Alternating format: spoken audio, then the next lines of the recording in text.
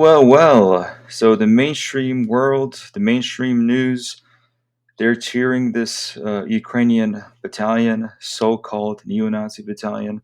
I think it's kind of ironic how the mainstream news and mainstream politicians have been cheering for this small battalion. Well, it's small now. It used to be a lot bigger, of course, but yes, actually, it was not even a battalion. It probably was a regiment.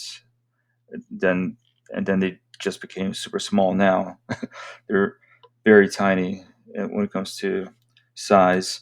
And so here they are. They're basically surrendering. Not all of them, but a good portion of them are surrendering. Some have been surrendering for the last couple of days, and today, like a bigger amounts of soldiers have been surrendering. But it's kind of funny how the mainstream news, the mainstream media, the mainstream geopolitical world has been promoting Azov. They've been cheering for them, telling everyone how these guys are heroes, and the heroes are no longer interested in dying as heroes. They just want to surrender, get some food, and yeah.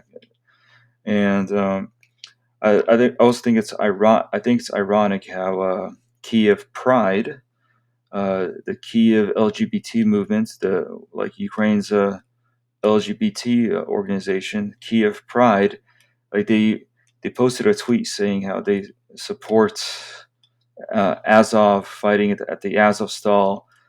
And I'm thinking this ironic because Azov, they're neo Nazis. Well, they claim to be neo Nazis, of course, and I just think it's ironic how some guys who claim to be neo Nazis, guys who claim to be followers of Hitler, being promoted by Ukraine's LGBT community.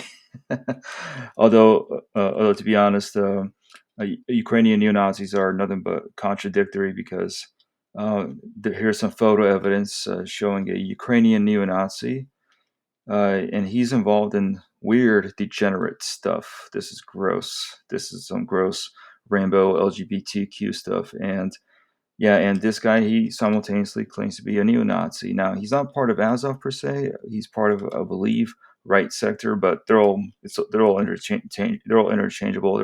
They're all the same. And yes, but they are now surrendering. They're no longer interested in holding off the Azov-Stal factory. Now, their leaders have not really surrendered, I believe. I believe their leaders are still in the basements holding on using the Wi-Fi or the internet, whatever they have down there to communicate with the world outside. But it's just not healthy. It's just not healthy just being there, especially when many of your fellow soldiers are wounded. You have like no more medical supplies. You have no more food supplies. You have no more ammunition. And on top of that, um, one of the reasons why Azov was hiding in that basement in the first place is because they assumed that they'll eventually get help. They lied to themselves. They lied to themselves. They lied to the world practically.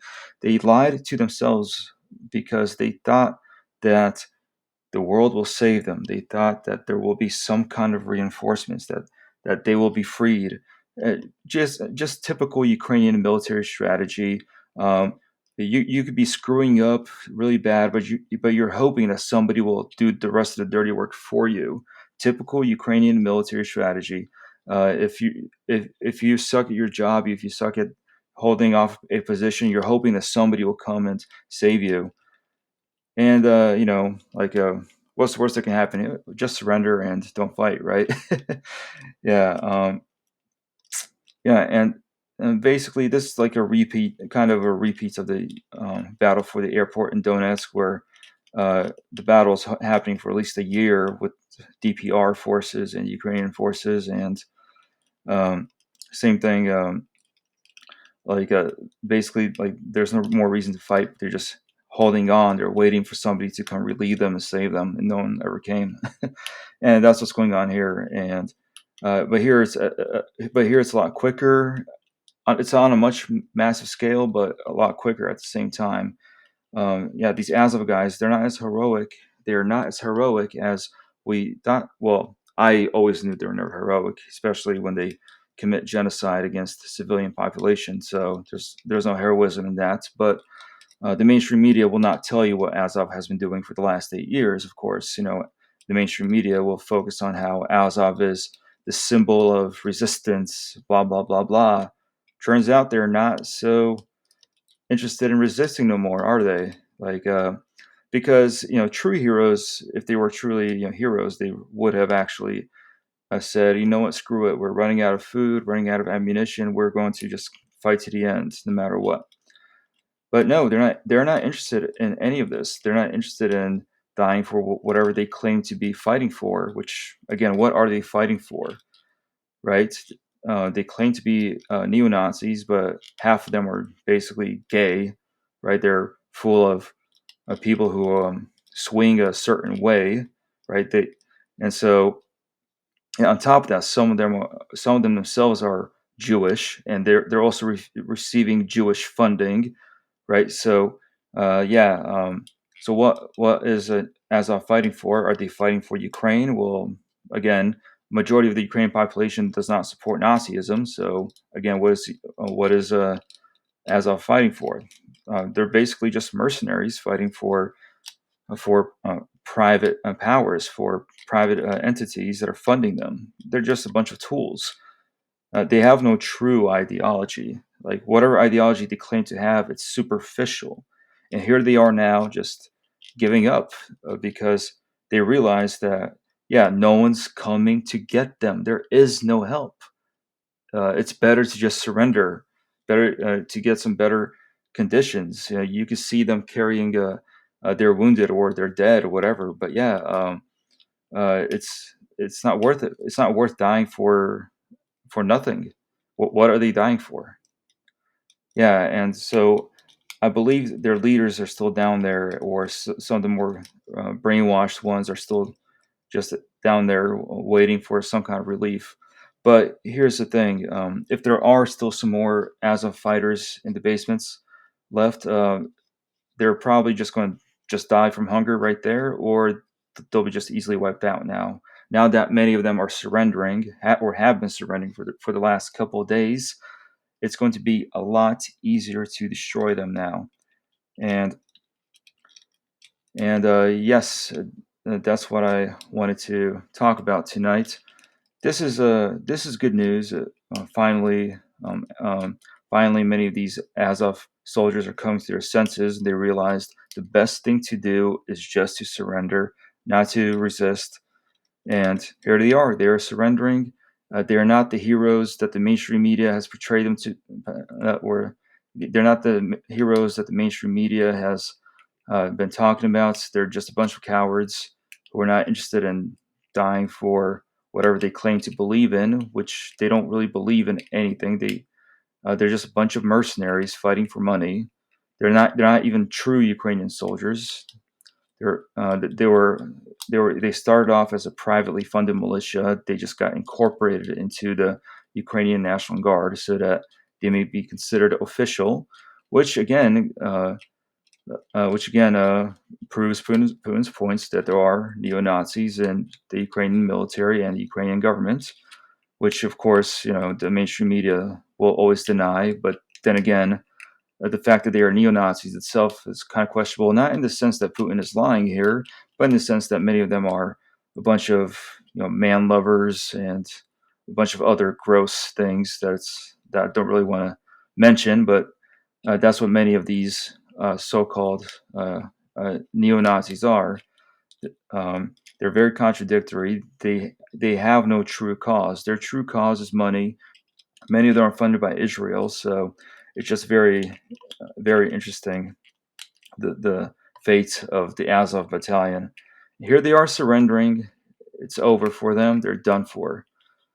They're the remnants. The remnants are not going to make it. They're either going to die of hunger or some kind of disease because they have no more medical supplies. There's nothing they can do to save themselves. No one's coming to save them.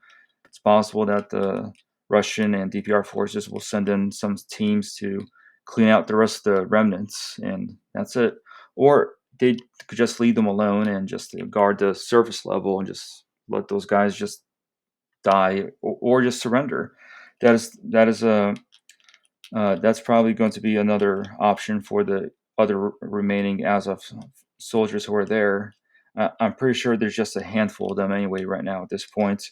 It's just very interesting how the mainstream media has been praising these people, and you have people on GoFundMe trying to raise funds for these guys, and look at them surrendering.